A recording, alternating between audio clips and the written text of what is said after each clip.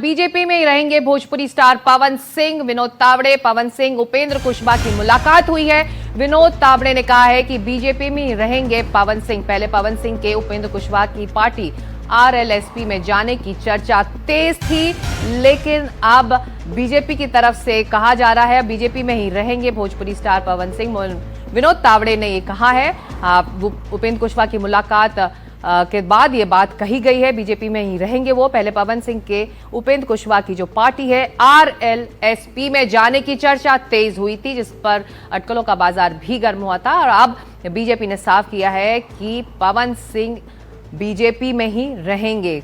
हमको इस बात पर ध्यान देना होगा कि कुछ ही दिनों में बिहार में जो तारीखें हैं, चुनावों की तारीखों का ऐलान होने वाला है और इसको पवन सिंह एक बड़े भोजपुरी स्टार हैं और उनकी जो पॉपुलैरिटी है, लोकप्रियता है, वो चाहे वो किसी भी पार्टी से जुड़े, उसको भुनाने की कोशिश राजनीतिक हलकों में होती है। और जैनेंद्र इस वक्त हमारे साथ हैं, चलते हैं सीधे जैनेंद्र के पास। जैनेंद्र, तो एक बात साफ हो गई है, पवन सिंह बीजेपी में ही है।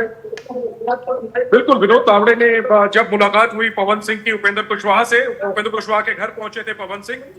मुलाकात के बाद विनोद तावड़े ने कहा कि पवन सिंह को आशीर्वाद दिया उपेंद्र कुशवाहा ने, और साथ में ये भी कहा कि पवन सिंह जो है वो बीजेपी में थे और रहेंगे और कार्यकर्ता की तरह काम करेंगे। तो ये जो अटकलें थी कि वो आरएलएसपी ज्वाइन कर सकते हैं पवन सिंह, उस पर एक क्लैरिटी मिल गई है कि बीजेपी का कहना है कि पवन सिंह उनकी पार्टी में बने हुए हैं। हालांकि औपचारिक तौर पर घर वापसी जो है उसके औपचारिक ऐलान का इंतजार जरूर है, क्योंकि लोकसभा चुनाव के समय जब पवन सिंह ने बगावत की थी और बागी उम्मीदवार के तौर पर उपेंद्र कुशवाहा के खिलाफ ही खड़े हुए थे, इसके बाद बीजेपी ने उन्हें पार्टी से निकाला